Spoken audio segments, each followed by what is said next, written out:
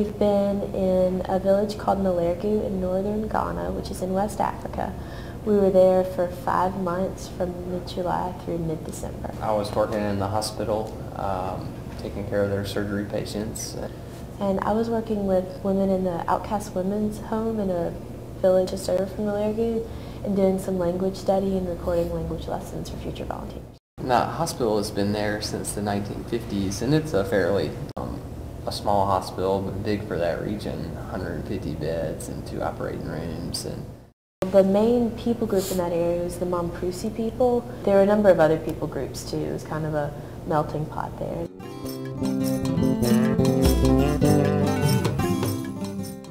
This town that we lived in is just, it's kind of like Mayberry in Africa. It's just quiet and nothing ever really bad has happened there. And there's been some conflicts far to the north. And while we were there, the tribal conflict kind of spilled over into our town, and the pharmacist there was shot and killed. And, it really shook the town. Caleb, a man that works in our house, I asked Caleb what he thought about all these bad things that were happening, and he said, well, whatever happens, God is taking care of us, because there's no way that this bad thing could have happened unless God had a plan for it.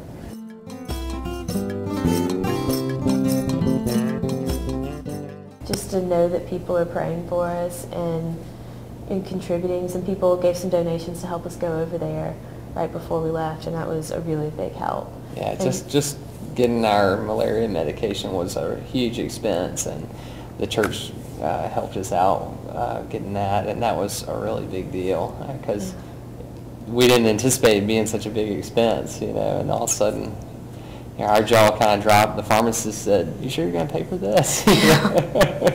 And we said, "Yeah, I need that."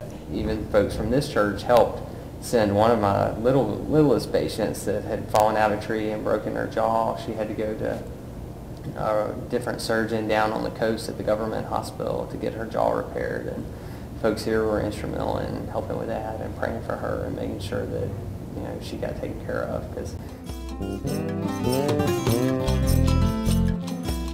One of the projects I wanted to work on when I went to Nalergu was to start maybe just a small library at one of the churches, just because access to books is so limited.